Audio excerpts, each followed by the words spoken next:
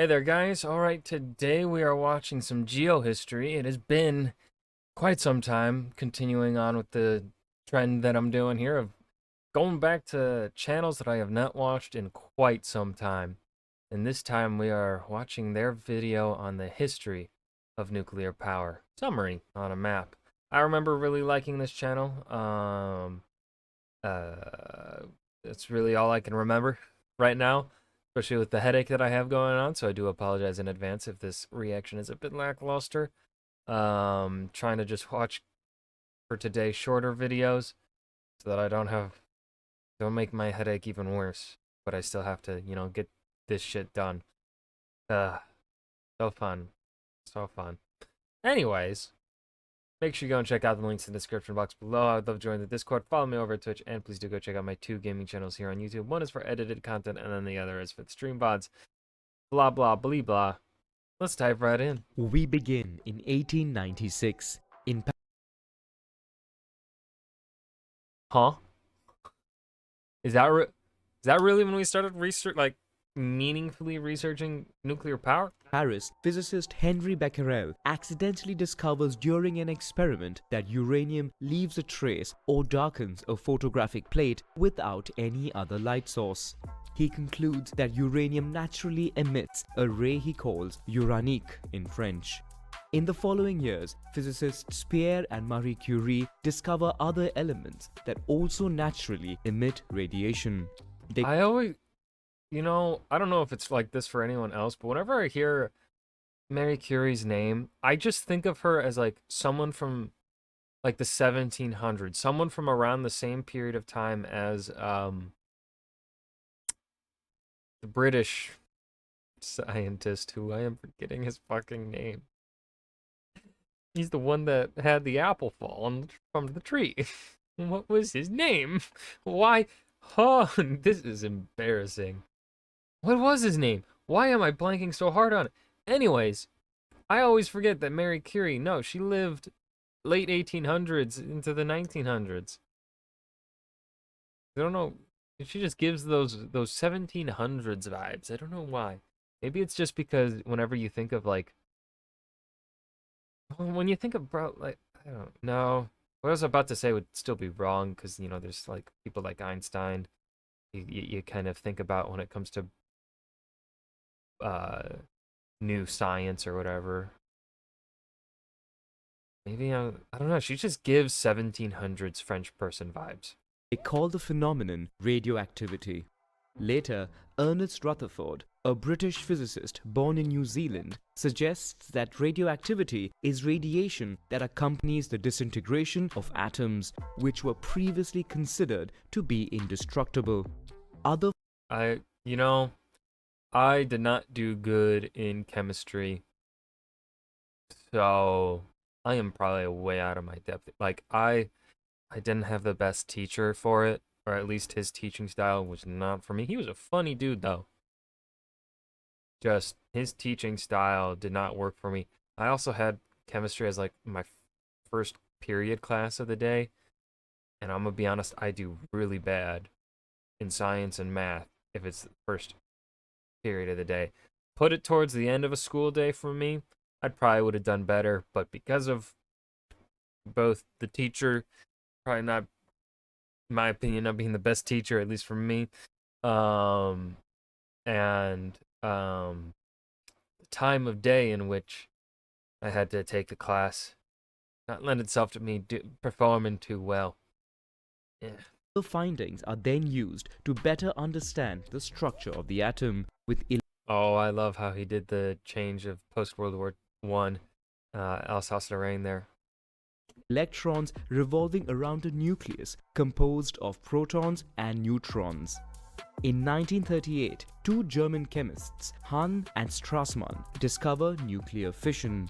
Bombarding an atom of uranium with a neutron, it is divided into two, releasing energy.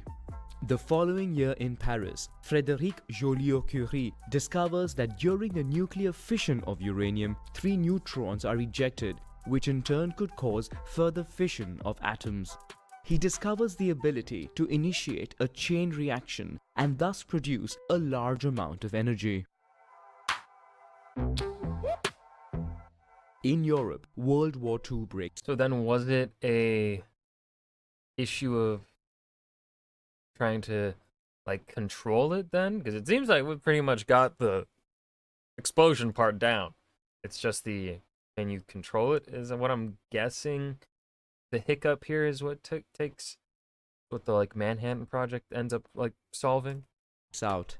While Germany continues to conduct research on uranium, Albert Einstein is convinced by Hungarian physicists to sign a letter addressed to Roosevelt, the President of the United States, informing him of recent nuclear discoveries and the possibility of creating a very powerful bomb using uranium. The United States benefits from the influx of European scientists fleeing war and invests in research. At the University of California, Glenn Seaborg discovers that irradiated uranium produces a tiny amount of plutonium, a new metal that is radioactive and fissile. That is, it can trigger a chain reaction. In Chicago, Enrico Fermi creates the first atomic pile and for the first time manages to control the first chain reaction. Holy shit, was that right? The control part. Oh my god. Oh my god, guys. I might be smart. Of the fission of uranium atoms. Research is accelerated and substantial resources are invested. The United States secretly launches the Manhattan Project in collaboration with Canada and the United Kingdom. Top scientists gather in about 30 secret locations with the best laboratories at the time made available to them. Their goal is to create the atomic bomb. Big boom. The goal is to create a bomb from uranium and another from plutonium. In nature, uranium is composed of more than 99% of uranium-238, that is a nucleus of 92 protons and 146 neutrons, I totally understand that. and 0.7% of uranium-235 with 3 neutrons less. Only the latter is fissile and therefore useful in the project. The challenge is isolating and concentrating it to obtain so-called enriched uranium. The United States manages to produce 64 tons of highly enriched uranium to be used in the manufacture of the first bomb. Okay. By propelling a highly enriched uranium block onto another, the material becomes supercritical. Fission begins, and in a split second, a chain reaction ensues, releasing tremendous amounts of energy. For a plutonium bomb, a maximum of uranium piles are created in order to collect the plutonium produced. A few pounds are concentrated in the center of the bomb. By simultaneously causing explosions all around, the material is compressed, becomes supercritical, and explodes. Okay, so was that the visual of the first two bombs? I don't know, like, I know the names. It was like, what? Fat Boy and something else? I know the plane that dropped it, the Enola Gay, I think. Is that the right one? Anyways, I always just kind of picture, like, I know there's different atomic explosions or fucking whatever, obviously, as he was showing there. But I just thought, like, the first two bombs were, like, the same thing, like the same method, but I guess not. On 16 July 1945, the first successful nuclear test takes place in the desert of New Mexico. By this point, Germany had already surrendered. Only the Empire of Japan is still at war against the United States. After Japan refuses to surrender unconditionally, the United States drops 2 atomic bombs on the country, a uranium bomb on Hiroshima and a plutonium one on Nagasaki. The 2 bombs cause about 200,000 civilian casualties. Days later, Japan surrenders. With the United States demonstrating its power to the world, the USSR accelerates its own nuclear program to try and catch up. The USSR conducts its first nuclear test. During the Cold War, both powers engage in a frantic arms race. Large sums are spent to gain technological superiority and possess the world's largest nuclear arsenal with the ostensible aim of deterring the enemy from attacking. While the United Kingdom tests its first atomic bomb, the United States tests its first thermonuclear bomb, also known as the hydrogen or H-bomb. That makes bigger explosion, right? Is there really much of a difference? I'm assuming it makes bigger boom. This is a fusion bomb, that is, it reproduces the reaction occurring in stars by fusing two light atoms, deuterium and tritium, under high pressure and a temperature of several million degrees Celsius. To achieve these conditions, it is decided to use the atomic bomb as a trigger. The explosion of the plutonium bomb creates the right conditions to trigger the fusion of atoms. The explosion that Oh, so it's multi-stage. And it makes much bigger boom. Holy fuck. follows is far more powerful than nuclear fission. My god. The Soviets in turn develop the H-bomb. In parallel, research is made to develop nuclear power. The first nuclear power plants appear. The majority of future reactors would be with pressurized water. In the core of the reactor is a vessel in which low-enriched uranium is placed and used as fuel. Chain reactions are controlled to last about 3 years. The heat emitted increases the temperature of pressurized water in the primary circuit. This circuit is brought into contact with the secondary circuit in which water heats to transform into steam. This is used to rotate the turbine, which is linked to a generator that produces electricity. A cooling circuit pumps water from a river or sea to cool the vapor in the secondary circuit. Sometimes cooling towers are built to cool the water in the last circuit. To encourage research in nuclear power, the International Atomic Energy Agency Nuclear power plants they're so cool. They're so cool. They are fucking intimidating to look at. Like, I have driven past one when I was going to like my childhood best friend's sister's wedding. This is a few years ago. This was like before COVID. In terms of when I put a time frame here.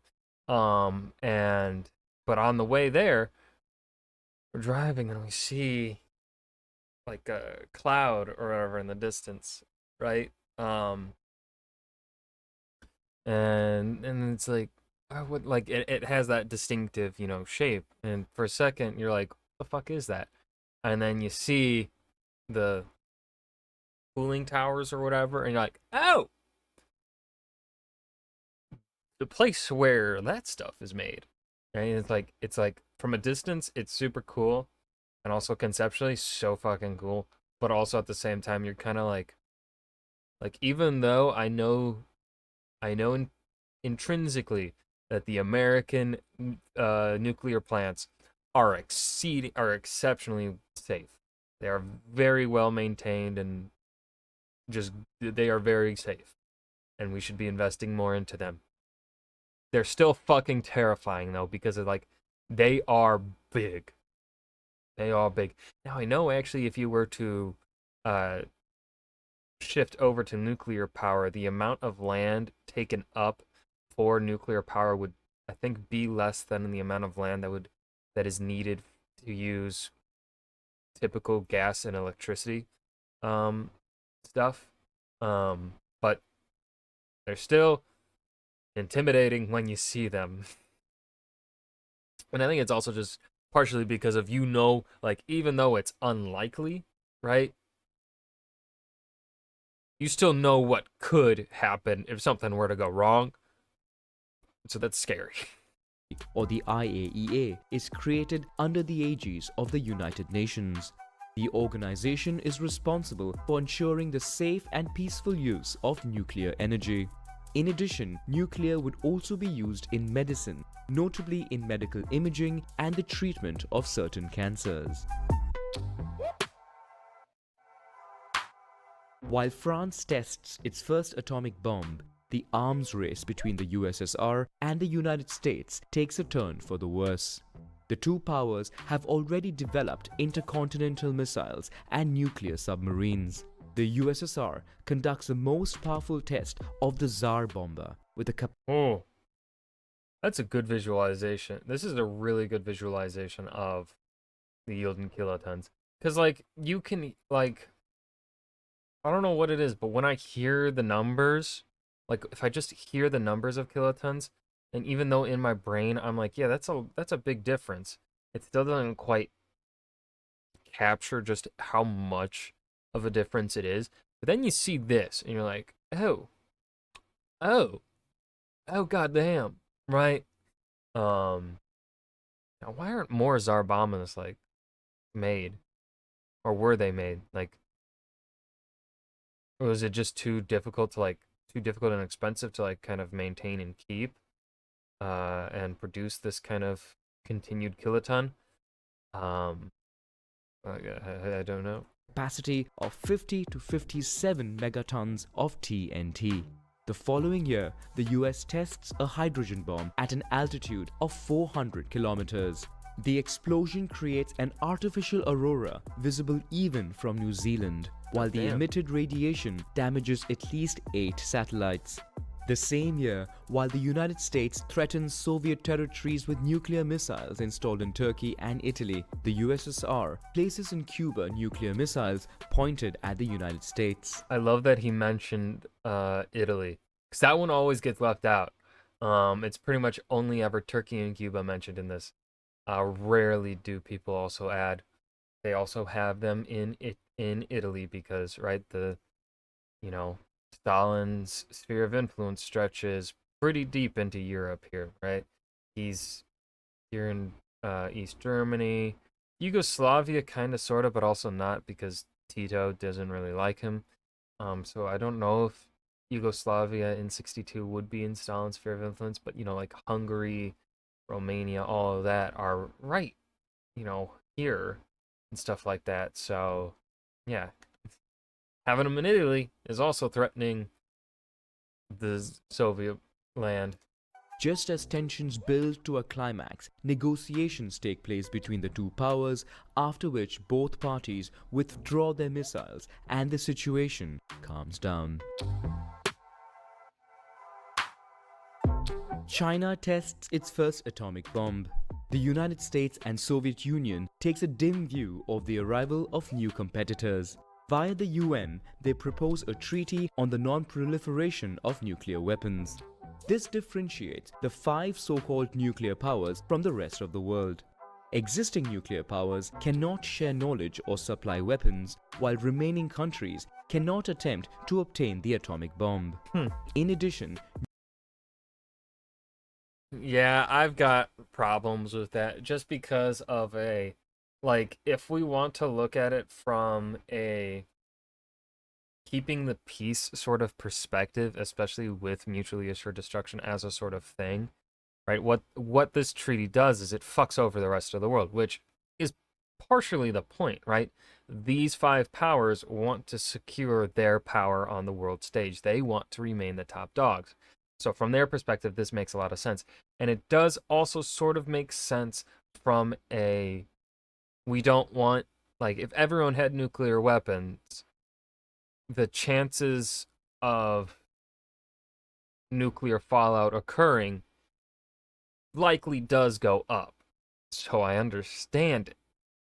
But also, if you look at it then from the perspective of these nations that are now being cut out of it, as we see with Iran and North Korea, of course, those probably not being the best of examples because they are the more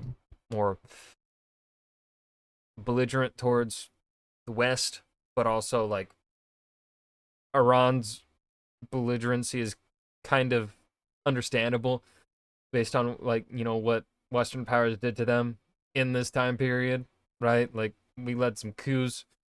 So but anyways, right? And so their desire for to get these nuclear weapons, as we've seen in the last 20 years, is because, well, it's really the only way to get the Russia, the United States, all China, all of these other powers to back the fuck off, right?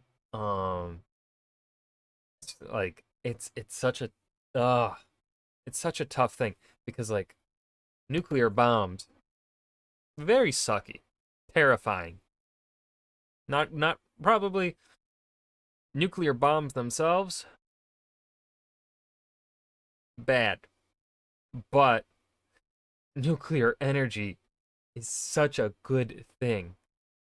Um, like the amount of energy that can be produced by nuclear power plants is just so fucking good for society as we go towards uh as we continue to have more and more people living on this planet, and the other resource of, coal, gasoline, that sort of thing, petroleum, being more and more limited as time goes on because that's a limited, very limited resource. Nuclear energy is something, it's a renewable energy source that is a lot more effective than, wind and solar. And also wind and solar plants will also take up a good chunk of land.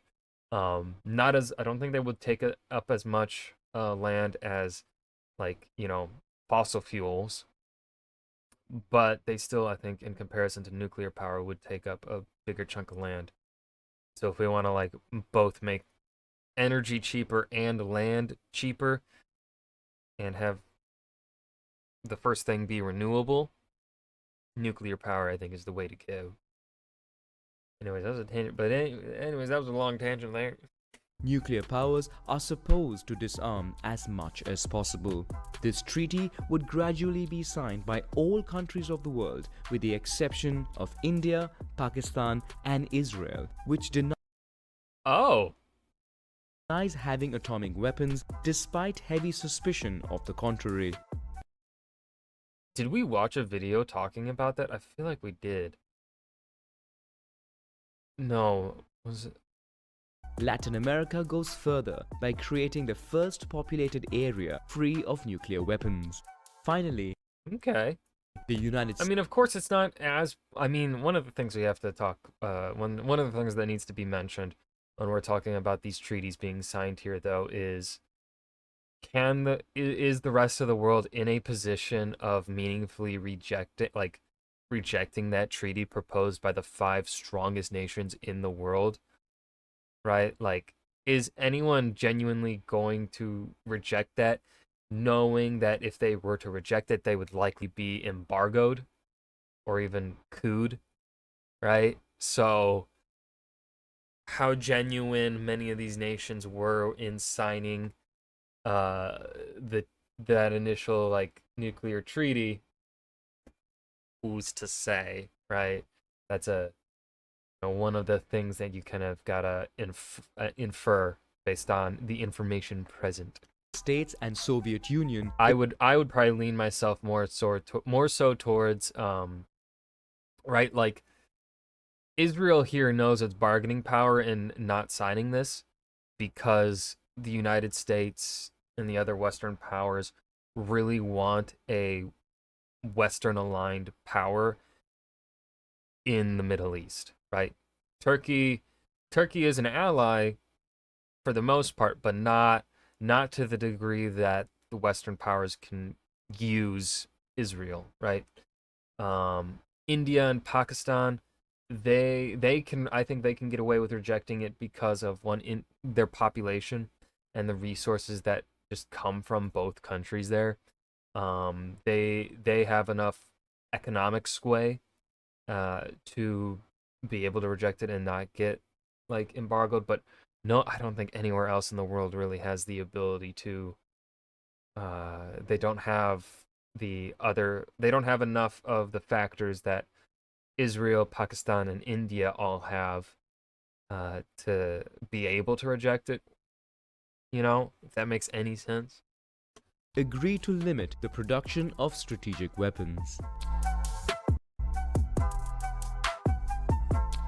1973 sees the world's first oil crisis. In a short Yay. time, the price of a barrel of oil explodes, undermining global powers whose economy largely depends. Y'all, what would be the... All right, so we look at the rising prices of 1973, right? When they were at their most expensive. What would that cost in inflation? Would it be more than what we currently pay? Which I think right now we are on a high for oil, for gasoline. Um like I don't know what the amount would be adjusted for inflation. On I'm the black curious about gold. that. The world looks for alternatives to ensure their energy supply.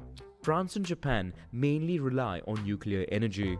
In the following years, many power plants would be built around the world. In India, a so-called peaceful nuclear test takes place, worrying its Pakistani rival, which in turn embarks on nuclear research. In 1979, a major nuclear accident takes place in the United States. One of the reactors at the 3 Mile Island nuclear power plant surges and the primary circuit leaks. As the fuel is no longer submerged, it overheats and then melts in its vessel. No one died from that one, right though? Fortunately, the containment resists and prevents radioactive leaks. Okay, yeah, no one died from it. It was a close call, but like United States' fail-safes and stuff, like just really how the United States treats science for the most part, right? Like obviously we have the hiccup with the Challenger explosion, as we saw in the Alternate History Hub video, in which he was talking about kind of some of the things that went wrong there. But obviously, for the most part, the United States does not make the mistakes of the Challenger program where things were like rushed or whatever. A few years later, at the Chernobyl nuclear power Chernobyl, never heard of it. plant, after a series of human errors, technicians lose control of the reactor.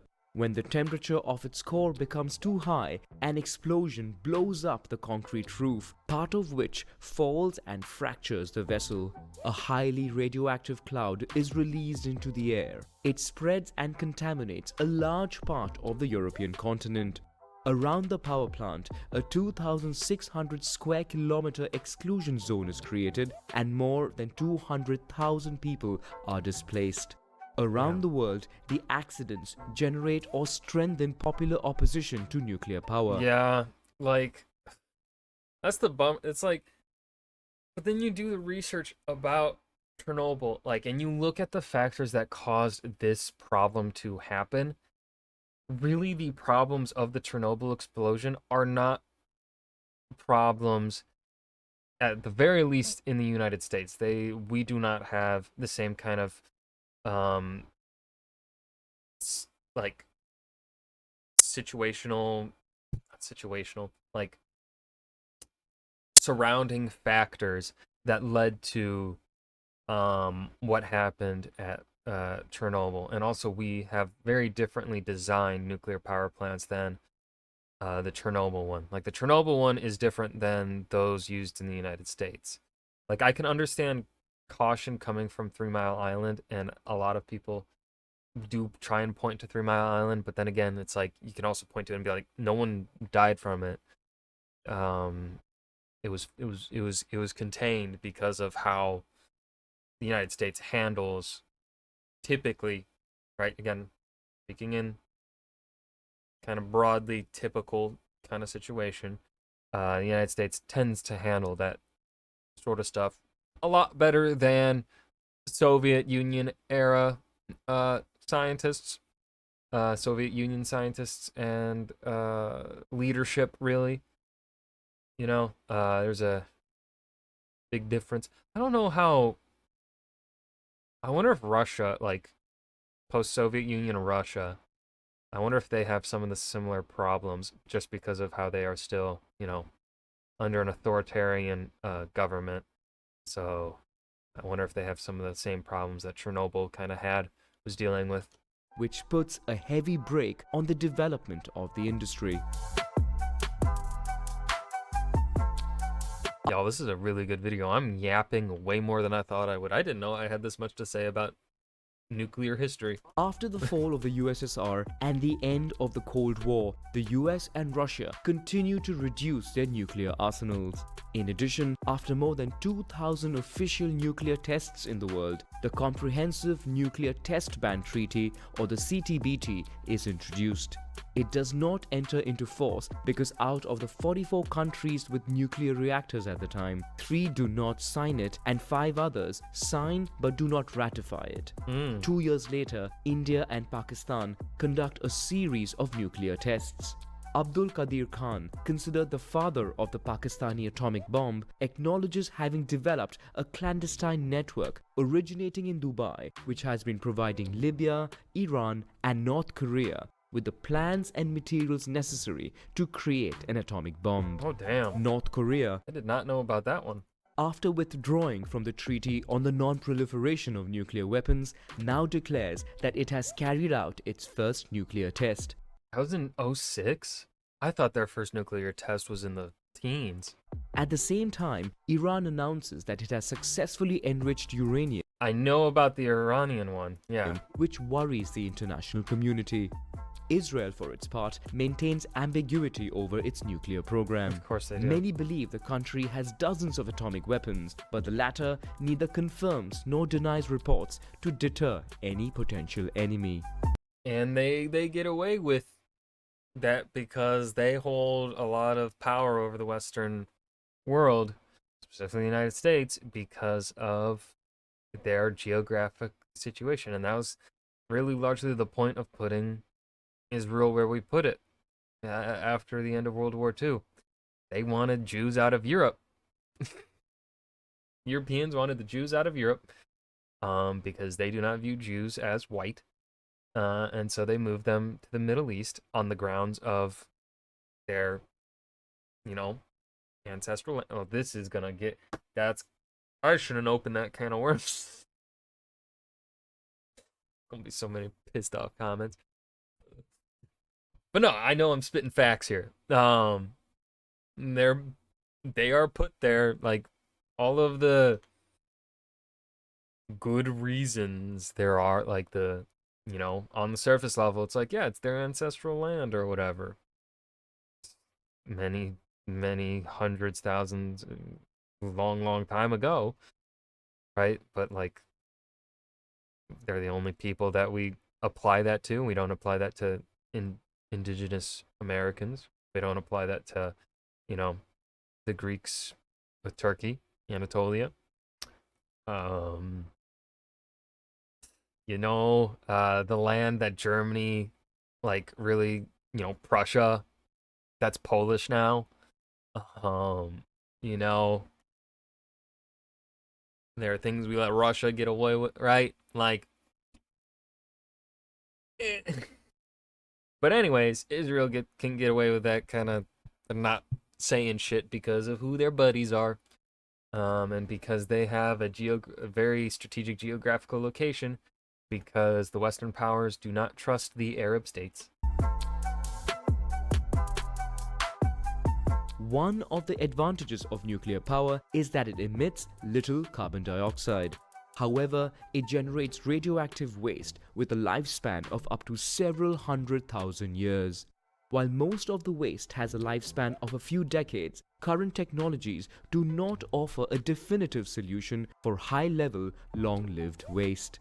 Most countries rely on deep geological repositories to store nuclear waste more than 300 meters under the Earth's surface. Oh, Fukushima, yeah, 2011. I was in middle school. I remember that. I think I was like going to my school's office for something. I can't remember what it was. Or was I seeing the nurse? I can't remember. I remember just sitting though in, like, my school's office, like principal's office or something, waiting room, whatever. I really cannot remember what I was doing.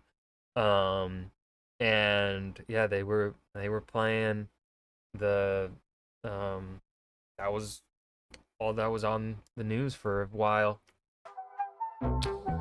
On March 11, 2011, Japan suffers a triple disaster.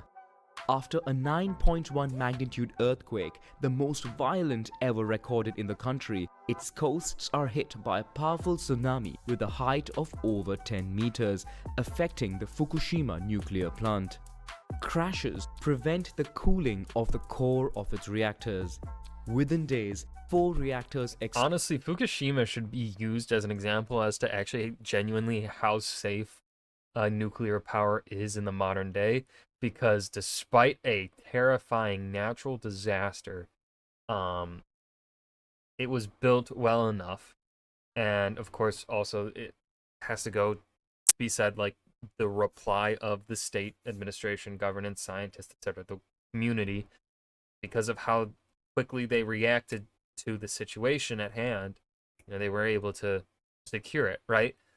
Like, I don't know. I look at Fukushima and I'm like, that's an example of how safe it actually is. explode, releasing a highly radioactive cloud that is blown towards the Pacific Ocean, reaching the North American continent and then spreading throughout the Northern Hemisphere. Did it really spread that fucking much? Yeah. Damn. All 39 Japanese nuclear reactors are then shut down. In the aftermath, Germany announces a phasing out of Oh, Japan shut down all their nuclear reactors after that? What the fuck? nuclear power. Elsewhere, most nuclear countries review the safety of their plants. How does that make you want to review the safety of it? Like, it took a horrifying natural disaster to do that to Fukushima. It took a record level earthquake to cause then a tsunami with heights record breaking to do that to Fukushima. I don't. What? While 9 countries still have 16,000 nuclear bombs, at the UN, a treaty on the prohibition of nuclear weapons, which aims at the complete elimination of nuclear weapons, is voted by 122 countries. Only the Netherlands votes against, while Singapore abstains.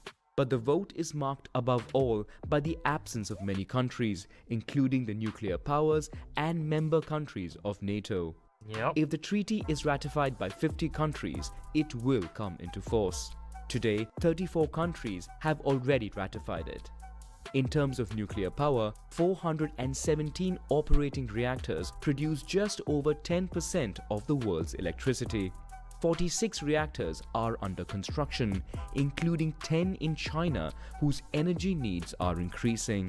Elsewhere in the world, the nuclear fleet is aging. 2/3 of global reactors are older than 30 years, Damn. out of their originally planned lifespan of 40 years. Their future dismantling promises to be costly. New generations Ooh, yeah, that is another thing though. How do you dismantle them? of nuclear power plants struggle to meet the world's rising energy needs, while its construction suffers significant delays and additional costs. And that large upfront cost of nuclear power is very hard to convince people to. Like, there are, in terms of the economic side of things, I can totally understand people being against nuclear power because of how upfront costly it is. And then, of course, that there is also a meaningful argument to be had with concerns about what do you do with the nuclear waste. Like, if we were to convert even more so to if we were to really hard convert to nuclear power and start trying to shift it to be the dominant area of where we are pulling our energy from, that's going to create even more nuclear waste, right? And where the hell are you gonna put it, right? So yeah. Meanwhile, 35 countries are collaborating around the International Thermonuclear Experimental Reactor, which is being carried out in France. The aim is to study the possibility of building nuclear fusion power plants over the long term. Its budget has already jumped from 5 to 19 billion euros.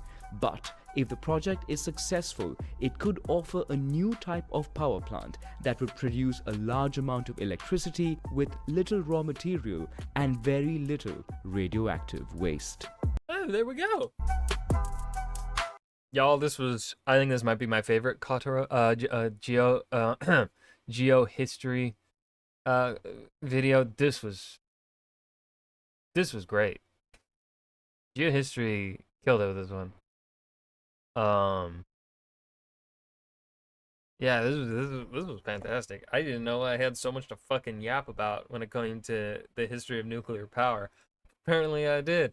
I hope you guys enjoyed as well. Remember to hit that like button and subscribe for more. And I will see you guys in the next video. Peace.